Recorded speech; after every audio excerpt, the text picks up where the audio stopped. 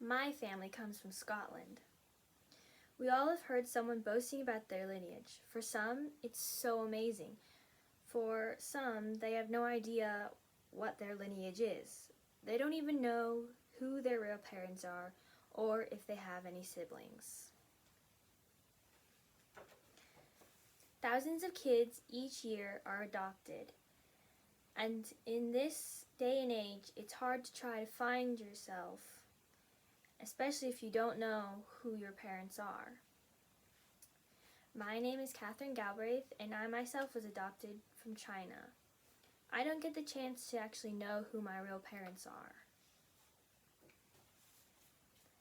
The federal government should enact a policy establishing an adoptee's right to know by allowing them to have all the rights when it comes to knowing about their birth parents and families. And then birth parents and families of an adoptee should not have the right to contact or get information about the adoptee. Now, let's talk about an adoptee's right to know. An adoptee's right to know is their right to know who their birth parents are. The adoptee should hold all the rights when it comes to knowing about birth parents. According to adopteerightslaw.com, as of January 15, 2020, adult adoptee people in the 10 states indicated by a check mark on a picture have the right to obtain their own original birth certificate upon request. Only 10 states allow you to see your original birth certificate, or OBC, without a court order. But you may have to pay a fee. There are different laws in different states. 10 states do not allow the OBC without a court order, and 20 states have compromise law. According to adopteerights.com, compromise means that a state may, in some cases, provide a copy of the original birth certificate without a court order. Also, according to adopteerightslaw.com, states may require numerous conditions or restrictions, including date of adoption, consent of a birth parent, redaction of information on the OBC, or the use of search registry for obtaining an OBC. According to Cleveland State Law Review, in short, adult adoptee access to original birth and adoption records does not jeopardize the constitutional privacy of the birth parents. Now, I have told you why the adoptee should hold all rights pertaining to knowing their birth parents. Secondly, let's move on to why parents or families who adopt out should not have the right to contact the adopted child. Parents and families who adopt out should not have the right to contact or get information about the child they adopted out.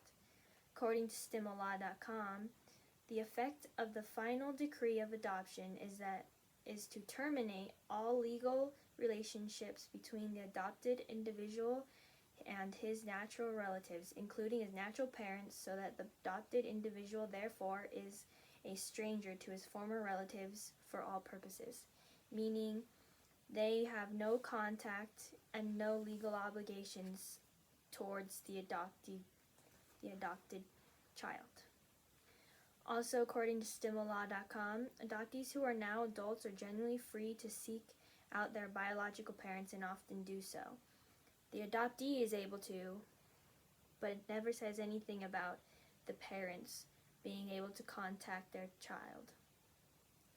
According to Washington University Law Review, the state protects the adoptee from an encroachment from the past, giving the child a new identity, severing all bonds with natural parents, and closing adoption records. Now that I have told you why parents or families who adopt out should not have the right to contact the adopted child, thirdly, let's see what the other side says.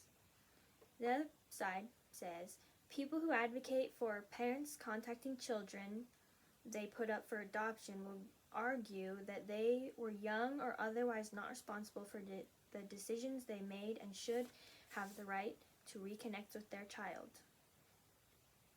According to adopt.org, The first legal step in adoption is determination of the parental rights of a child's birth parents. This legal process involving a court hearing during which a judge issues a decree that permanently ends all legal parental rights of a birth parent to a child, so they stop becoming their parents and having to take care of them or do anything for them. Also, according to adopt.org, an adoption is considered to be high risk if the rights have not yet been terminated, and it is expected they may not be because a birth parent or other relative will decide and be approved to parent.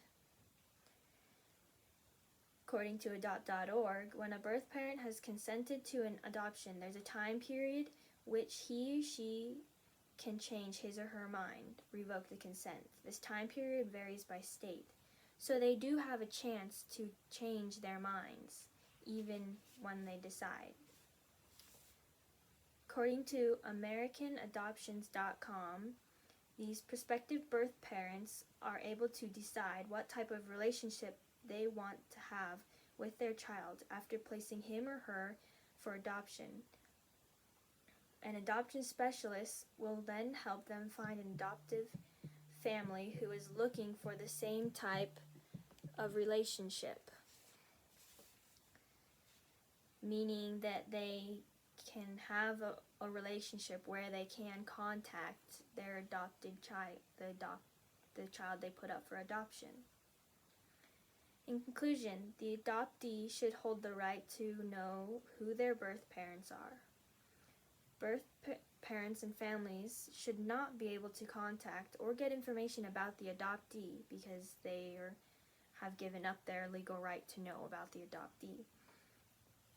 And those advocating for the parents to be able to contact adoptees say that they were young and therefore not responsible for actions, though there was time that they could change their mind or they could make it so that they can contact their child.